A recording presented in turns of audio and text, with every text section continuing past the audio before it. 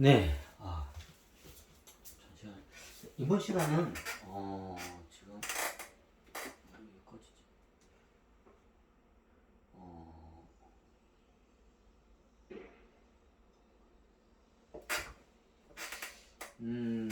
자, 이번 시간은 아까 저기 하다 말았는데 지금 현재 2022년 10월 14일을 기점으로 해서 지금 현재 금리에 대해서 한번 강의를 할 겁니다.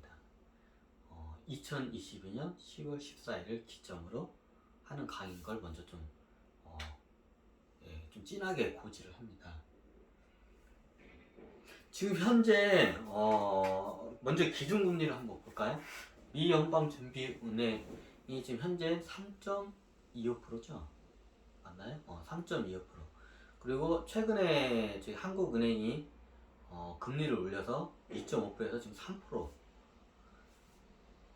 3%의 지금 한국은행이 기준금리입니다.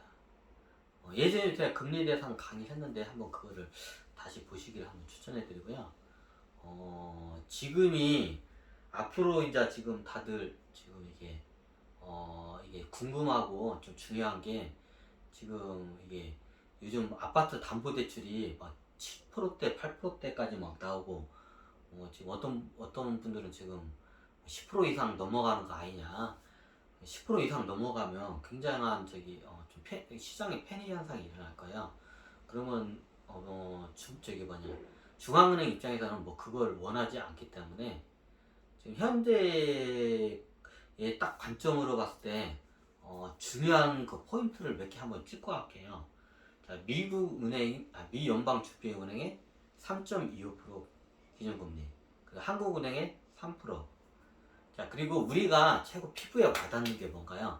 네, 우리 국민들이나 서민들한테 기업들도 마찬가지지만 피부에 와닿는 게 예금금리와 대출금리입니다. 예금은 우리가 은행에다가 빌려줬을 때 주는 이자, 금리. 그리고 대출금리는 우리가 대출을 받을 때 은행에다 지불해야 할 이자, 금리. 지금 예금금리가 약간 지금 약간 지죽박죽이에요. 딱 이게 왜냐면 안정이 안 잡혔기 때문에 저걸 해요. 근데 제가 최근에 한번 금리를 스크랩을 해놓은 게 있는데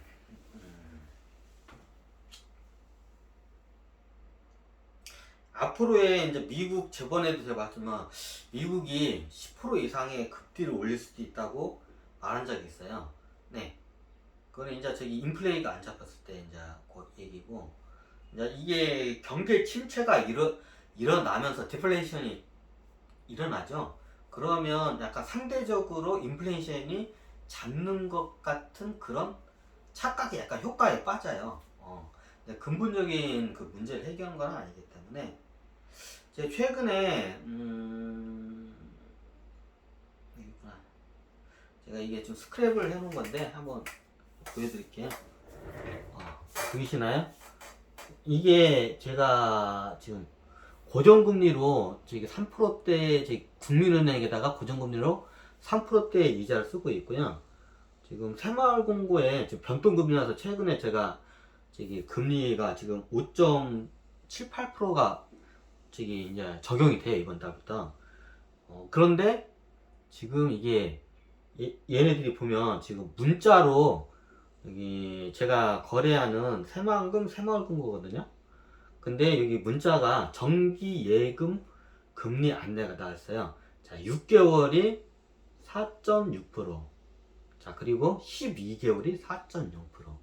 자, 여기서 우리가 좀 뭔가 여기서 이게 그냥 우리는 문자로 오는 대출 광고로만 이거를 그냥 치부할 게 아니라 지금의 앞으로의 이제 금리가 어떻게 변동될 건지를 요 광고 안에 다 들어가 있어요.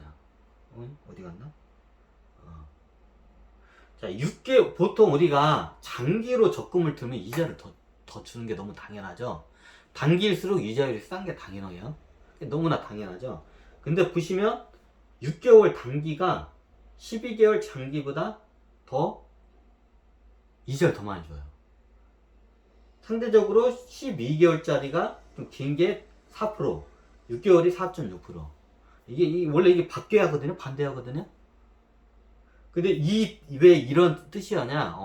이런 보통 제도권에 있는 은행들은 다 이걸 어느 정도 이거를 저기 다 앞으로의 기준금리가 어떻게 움직일지를 중앙은행에서 넌지시 이렇게 시중은행에다는 이게 먼저 이게 뭐냐 이게 어떻게 이 정보를 줘요. 이제 그거를 감안해서 이제 정책금리를 이제 써요. 이제 그러면 6개월보다도 12개월이 이자가 싸다는 거는 앞으로 어떻게 돼요? 네, 이 저기 그 뭐냐 거기 저기 뭐냐 기준금리를 최대한 거의 올려도 조금 올리고 거의 안 올릴 거라는 이게 그 시그널을 받았기 때문에 이런 현상이 일어난 거야. 이제 먼저 이런 시중 은행들은 중앙은행으로부터 정보를 받게 되거든요. 그럼 그 정보를 받은 걸 우리 같은 사람들은 몰라. 근데 이게 비밀리에 그게 한 번씩 이렇게 해요. 앞으로 이렇게 할 거니까 준비하고 있어라. 이게 중앙은행이 시중은행들한테 앞으로 금리 이렇게 되니까 그 대신 발설하면 안 돼. 그러면 발설을 안 해요. 정보는 안 세죠. 하지만 그 정보를 기반으로 해서 이런 저기 예적금 이런 금리가 적용을 미리 해요. 요것도 있고 요거를 보고 제가 이제 저걸 한 건데 이제 스크랩을 다 해놓은 걸 지금 보여드리고 있는 건데.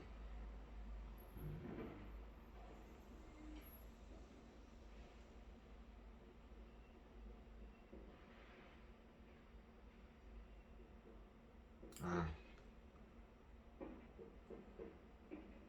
적금.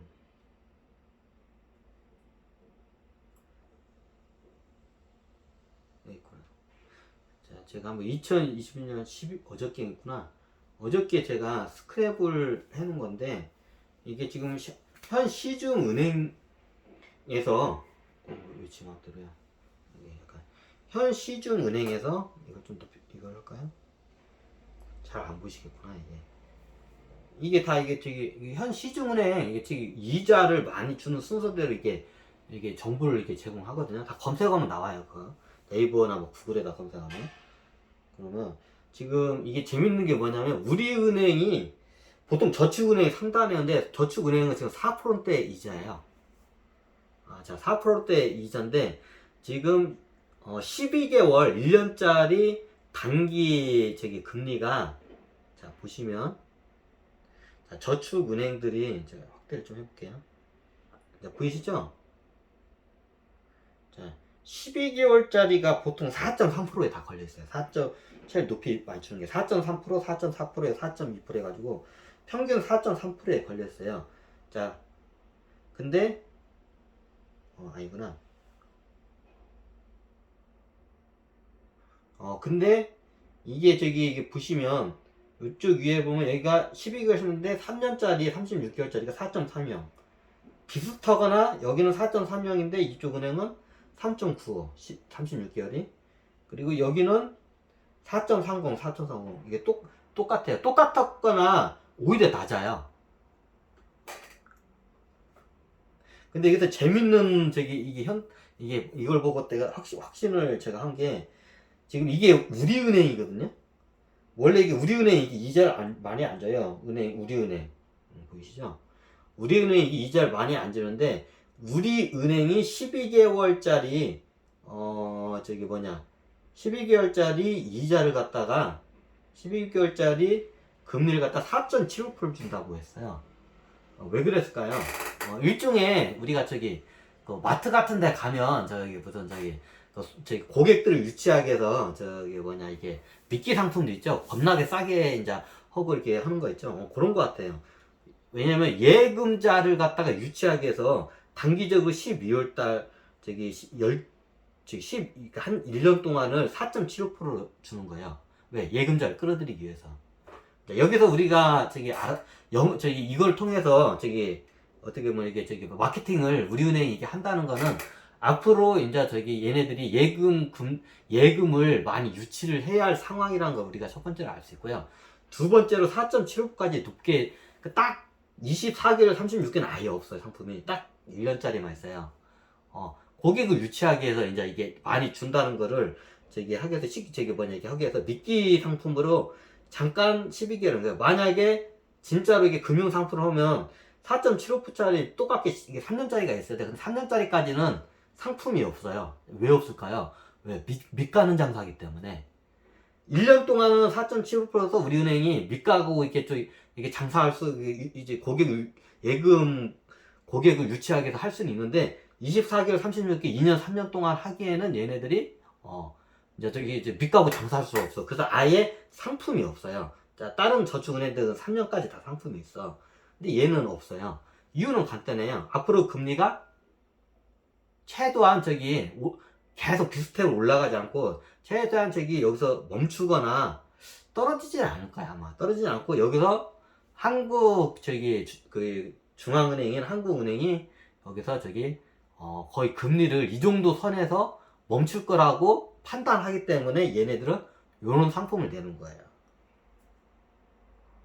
그리고 36개월짜리가 비슷하거나 오히려 싸요. 이율이. 왜 그냥?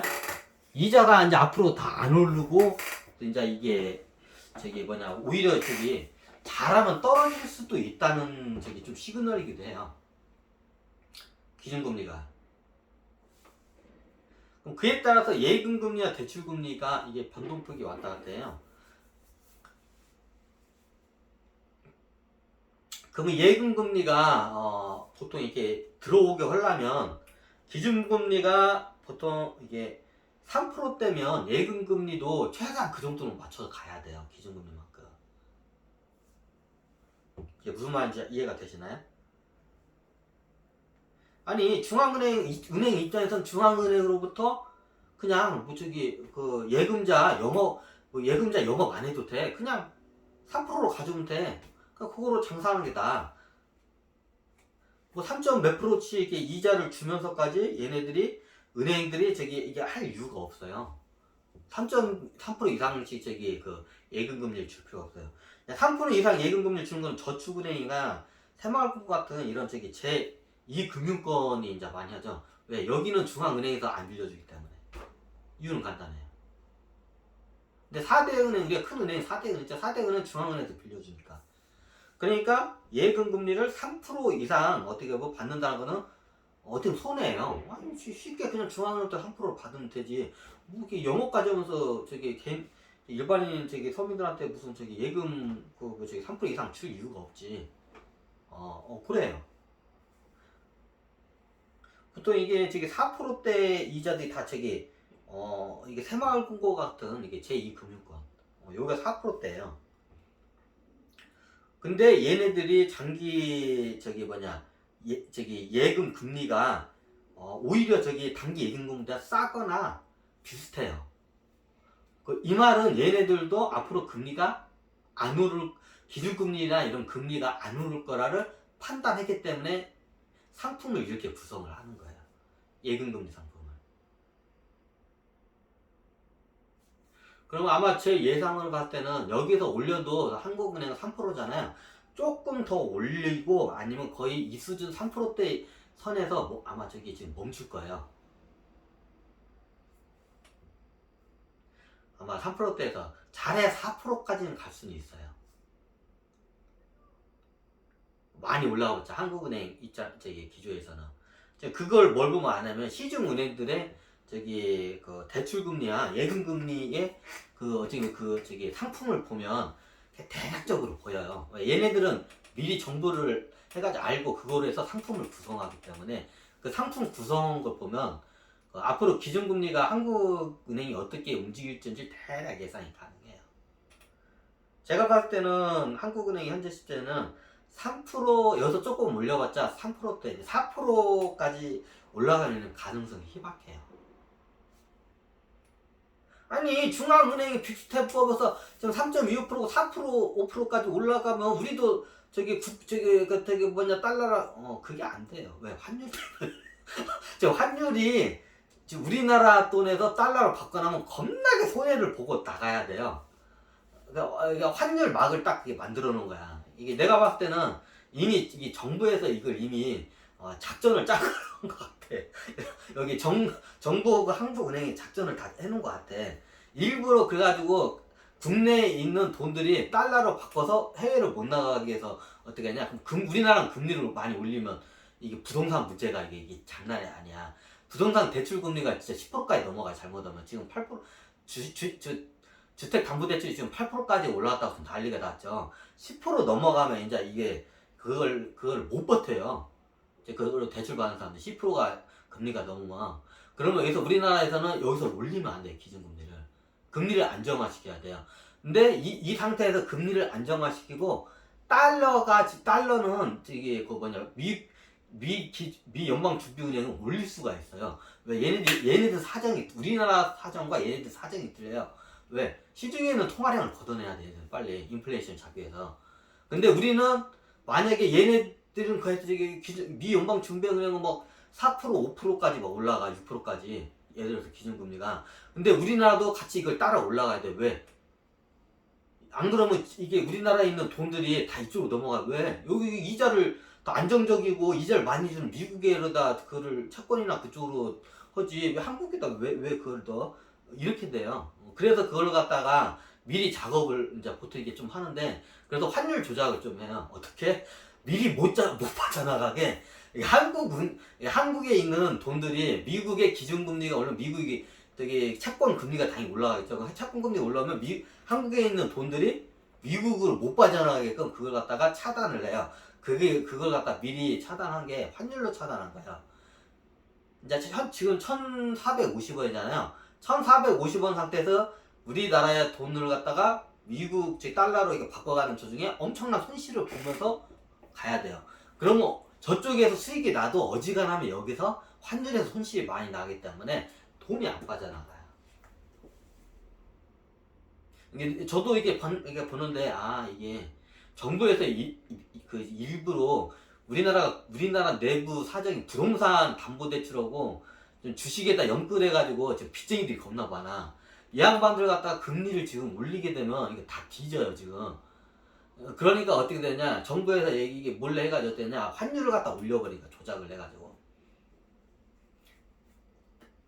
우리나라는 금리를 올릴 수 없는 상황이에요. 올리면 큰일 나는 상황이야 지금.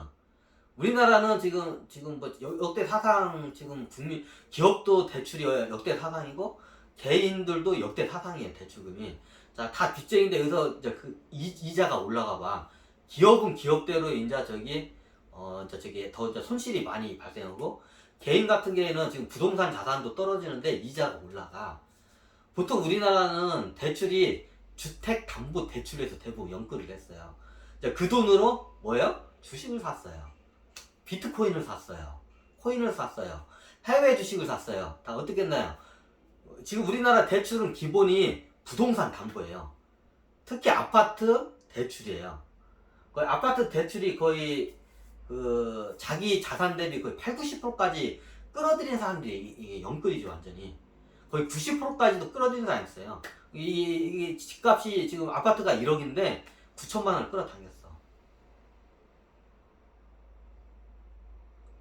현재 그렇게 해서 사람들 많아요. 근데 집값이 떨어졌어. 얼마로? 1억 원짜리가 7천만 원 떨어졌어. 빚이 더 많아. 빚은 9천만 원이야. 그 9천만 원 가지고 뭘 했나요? 네, 비트코인을 샀어요. 가상화폐를 샀어요. 그 9천만 원 뭐 했나요? 주식시장에다 넣었어요. 그 9천만 원으로 뭐 했나요? 해외 미국 주식에 그 서학개미를 해가지고 다 들어갔어요. 그게 언제냐요? 2020년 코로나 이후에 막 상승할 때 2020년 후반부터 2021년에 그게 영끌족들이 이제 그때 탄생을 많이 하죠. 소위 영끌족이라죠. 자, 영끌족들이 어떻게 됐나요? 내 주택이 있어. 이게 집이에요. 집이 1억 원이야. 9천만 원, 8, 9천 원을, 그러니까 9천만 원을 이게 대출을 받았어. 9천만 원을 뭐 했나요? 네, 비트코인 샀어. 한국 주식 샀어. 해외 주식 샀어. 자, 우리나라 주식 어떻게 됐나요? 코스피 3,300에서 지금 2,200입니다, 오늘. 2,200선에서 왔다 갔다 하죠. 1,100포인트가 떨어졌어요, 2,200. 그 비트코인이나 코인 어떻게 됐나요? 뭐 테라 루사 같은 한국은 아예 빵원이 되고 비트코인 완전히 박살이 났죠. 뭐 굳이 설명 안 해도. 자, 서학개미 이제 해외로 간 서학개미도 어떻게 됐나요? 손실이 장난 아니죠. 다 박살이 났어요. 자, 9천만 원이 다 지금 9천만 원 대출을 받아 연끌은 것들이 지금 서학개미, 지금 국내 주식, 그리고 비트코인을 해서 많이 손실이 난 사람은 반토막이 났고, 반토막 더 난 사람도 있어요, 솔직히. 많이 난 사람이 평균적으로 반토막 났고, 손실이 조금 난 사람들이 30% 정도가 손실이 났어요, 보통. 굉장히 이제 파생에다가, 코인에다가 많이, 이상한 데다 많이 한 사람들은 거의 빵원에 가깝게 갔어요. 90% 손실도 난 사람도 있어요, 실질적으로. 그렇게 해서 한 사람들이. 지금이 이게 현재 상황이에요, 대한민국에. 자, 이 상황에서 대한민국은 금리를 올릴 수가 없어요. 금리를 올리면 어떻게 나요? 경제가 파탄 나요. 다 빚쟁이다, 다 파산 신청해요.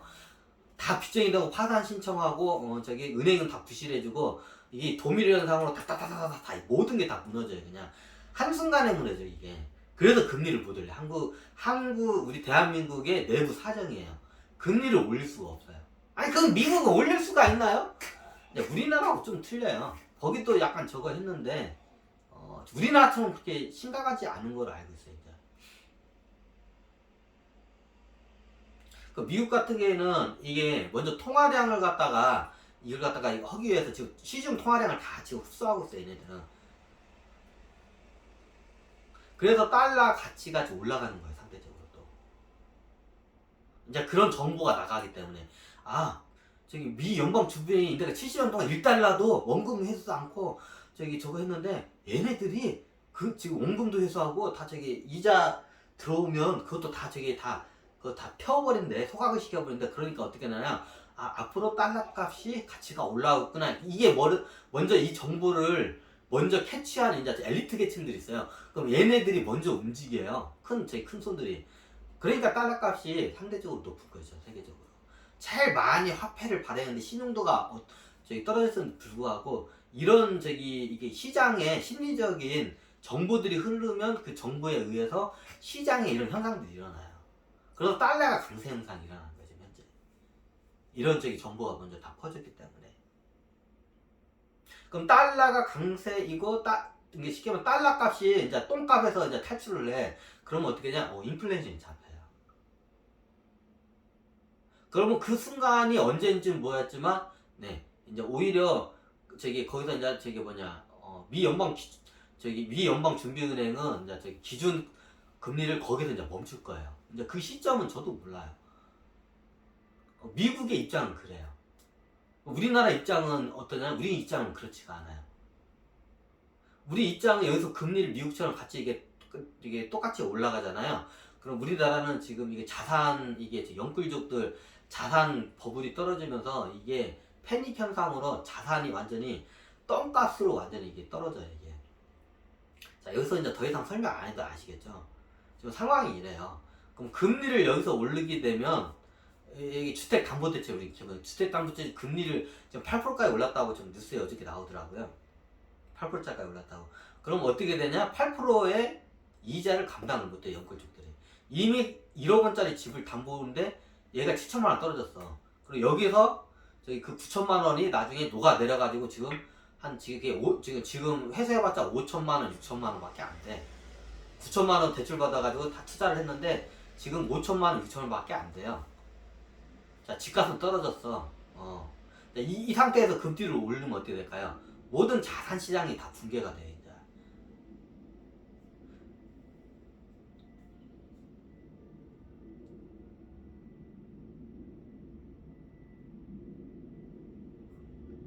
주식 시장도 그렇고 모든 자산 시장이 붕괴가 돼, 패닉 현상이 일어나요. 이제 그걸 막기 위해서 어떻게 하냐? 우리 미 연방준비은행보다 금리가 우리가 싸도 돈이 저쪽으로 나가지 미국으로 못 나가게 환율로 그 환율 벽을 만들어낸 거예요. 제가 이거 같은 국가가 이거 한 거야. 작전을 한 거야. 우리는 금리를 못 올리니까 그 대신 환율로 해가지고 미국으로 돈이 나가지 못하게끔 그 환율 벽을 만든 게 뭐냐? 그게 지금 1,450원까지 환율 벽을 만드는 거예요. 왜? 여기도 엄청난 손실을 보면서 나가야 돼. 나가려면. 손실을 그럴 바에는 그냥 여기에 대부분 자본금들이 한국에 이제 묶이게 돼요. 그럼 이게 한국에 그러면 이게 뭐냐? 외환 보유고도 안정이 돼요. 그렇게 되면. 이해가 되시나요? 지금 봤을 때 이제 금리가 요즘 이제 문제예요. 금리 때문에 다 지금 다들 패닉 상태에 빠졌죠 이미. 근데 제가 봤을 때는 이걸 제가 좀 여러분한테 알려드리고 이제 여기서 저기 뭐냐 더 금리가 더 오르면 어떻게 하고 저러는데 그 심리적인 걸 좀 제가 잡기 위해서 제가 한번 이거를 여러분들한테 좀 약간 계몽하는 차원에서 교육자로서 한번 이걸 강의를 하는 거예요.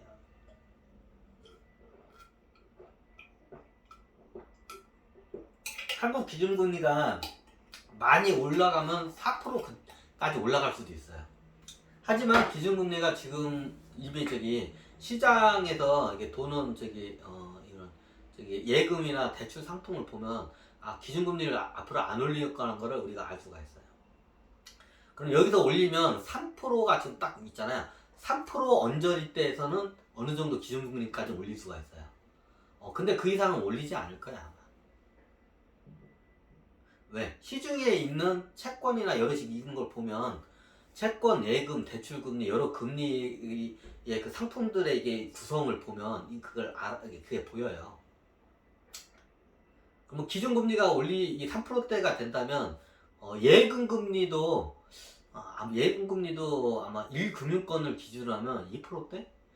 약 2%에서 3% 선에서 3%대 예금 금리가 아마 3% 선에서 아마 이게 결정이 될 것 같고 1금융권 기준입니다. 1금융권 기준에서 예금 금리가 3%대에 이게 결정이 될 것 같고 기준금리가 3. 몇 프로 4%는 어지간하 안 넘길까 아마 3.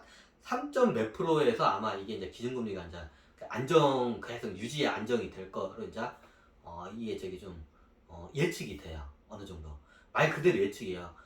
가능성이 높은 거지 무조건 된다는 건 아니에요.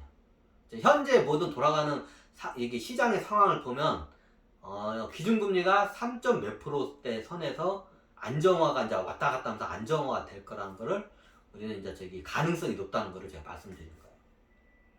뭐 절대적인 게 아닙니다. 그냥 상대적으로 가능성이 높다. 몇 프로냐고요? 한 80에서 90% 정도는 거의 확신해요.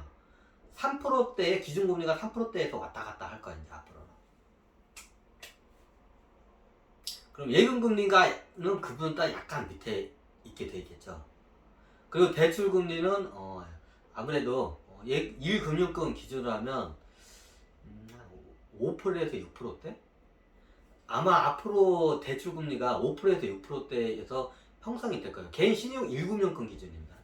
개인 신용대에 따라서 이렇게 틀리기 때문에 거의 5%대에서 아마 형성이 되지 않을까 조심스럽게 제가 말씀을 드릴 수 있어요. 그래서 지금 8%다 넘다 보니까 지금 자산을 갖다가 너무 헐값에 매각하는 분들이 보통 개인들이야. 그런 분은 잘 모르니까 패닉 상태에 빠지면 그냥 그런 분들이 이게 이제 나중에 헐값에 자산 매각하고 빚 저거 하고 나중에 이게 또 금리가 안정화되면 그때 괜히 팔았는데 또 그런 분들이 생길 것 같아서 미리 제가 좀 설명을 드려요.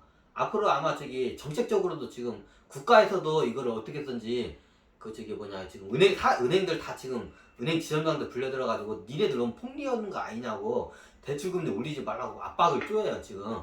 왜 요거 때문에 그래. 계속 금리가 오르면 이게 사회적으로 경제적으로 어마어마한 문제가 생기니까.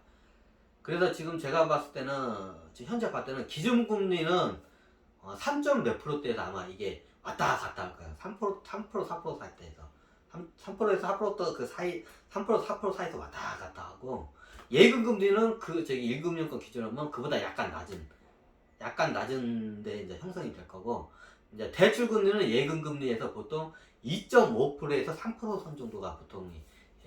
2%에서 3%. 예대 마진이 2%에서 3%가 붙거든요.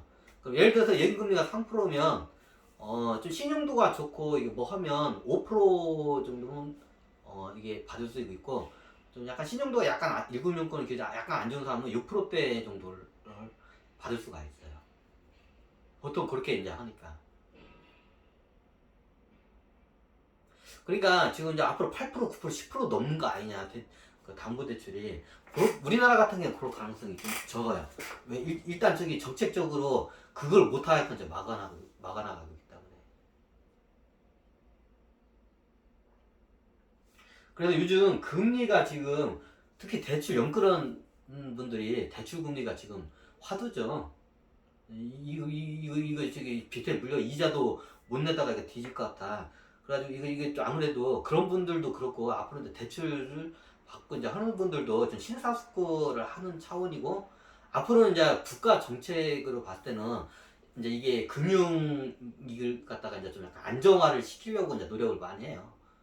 예전에 했지만 저기 아마 예금금리가 3% 그리고 기준금리가 3%에서 4% 사이 정도 왔다 갔다 그러니까 상황에 따라 왔다 갔다 할 거예요. 원래 기준금리 왔다 갔다 하니까.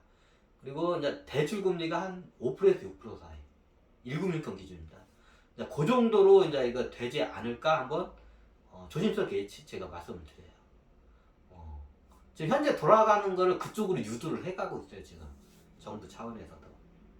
그래서 이제 이거를 모르고 내가 연끌해가지고 헌데 대출 앞으로 대출 지금 8% 거의 10%까지 오르고 이씨 대출 10% 오르면 어떡한다는데 해가지고 이제 진짜 이제 똥값에 이제 자기 자산을 던지는 분들이 이제 그러면 똥값에 연끌어온 분들이 부동산도 똥값에 던지고 거기 주식도 똥값에 던지고 그러면 나중에 이제 이게 어느 정도 침체를 갔다가 다시 회복이 되면 올라가거든 두 개 다 모든 자산이란 게. 그럼 그때 가면 이제 또 후회를 하게 되거든. 땅을 치면서 어이구 내가 왜 그래 까오고. 자 그래서 이거 멘탈 관리를 잘 하셔야 돼요. 그래서 금리에 대해서도 좀 이게 잘 아셔야 돼. 금리에 따라서 돈의 움직임이 틀려져요. 그러면 자산 시장에서 돈에 빠져나가냐 들어가냐에 따라서 자산 시장에 거품이 끼기도 하고 오히려 저기 요즘 같은 경우에는 너무 싸죠. 저기 주식 같은 경우에는 이런 일들이 발생을 해요. 여기서 길게 들어가면 좀 약간 이번 강의가 본질 강의가 금리에 대한 저기 현 시점에서 좀 강의를 적었기 때문에 이 정도면 이게 제가 어떤 게 왜 이렇게 말하고 여러분들이 제가 말한 이걸 기점으로 해서 어떻게 여러분들의 자산 포트폴리오를 어떻게 이걸 갖다가 저기 구성을 변화를 시켜야까지는 그 스스로 이제 그 판단하셔야 돼요. 왜? 다 개인마다 자기 그 재정 상황이 다 틀리기 때문에 그 이유는 간단해요. 그 제가 일일이 그러면 한 사람 한 사람씩 그 상황에 맞게끔 제가 상담을 해야 돼요. 제가 저뭐 5천만 국민을 다 그렇게 해줄 수는 없잖아요. 기본적으로 이런 앞으로 이렇게 될 걸 알면 스스로 여러분들의 자산을 체크를 해보고 어떻게 대처를 해야 할 건지 그게 다 개인마다 그게 틀릴 거예요 상황이. 자 오늘은 이번 시간은 금리를 한번 여기까지 간단하게 이렇게 한번 강의를 마쳤습니다.